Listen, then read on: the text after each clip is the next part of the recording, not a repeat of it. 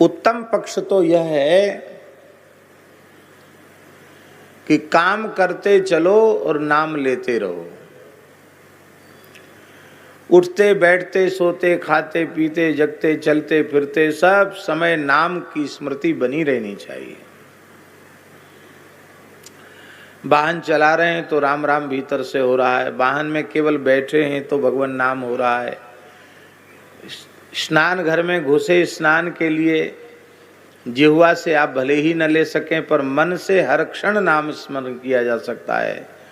शरीर जिस अवस्था में स्मरण की स्थिति में नहीं है उस अवस्था में भी मन से भगवान के नाम की स्मृति हो सकती है। हर समय भगवान के नाम की स्मृति। माताएं रसोई बनाते समय नाम का स्मरण करें और सबको भगवान के ही स्वरूप में अनुभव करना। छोटे छोटे बालक बालिकाएं हैं, ये भी भगवत स्वरूप हैं, ये भी श्री जी का स्वरूप हैं। इस भाव से आखिर तो सब में परमात्मा है। शरीर का संबंध जो है ना वो नगण्य है, क्योंकि देह से प्राण के निर्गत हो जाने के बाद फिर लोग सब संबंध भूल जाते हैं। तो संबंध किसका हुआ? चेतन परमात्मा का संबंध हुआ। तो परमात्मा ही सब रूपों में हमें प्राप्त है, पिता के रूप में, माता के रूप में, गुरु के रूप में, शिष्य के रूप में, स्वामी के रूप में, सेवक के रूप में, सब रूपों में भगवान ही हमें प्राप्त है।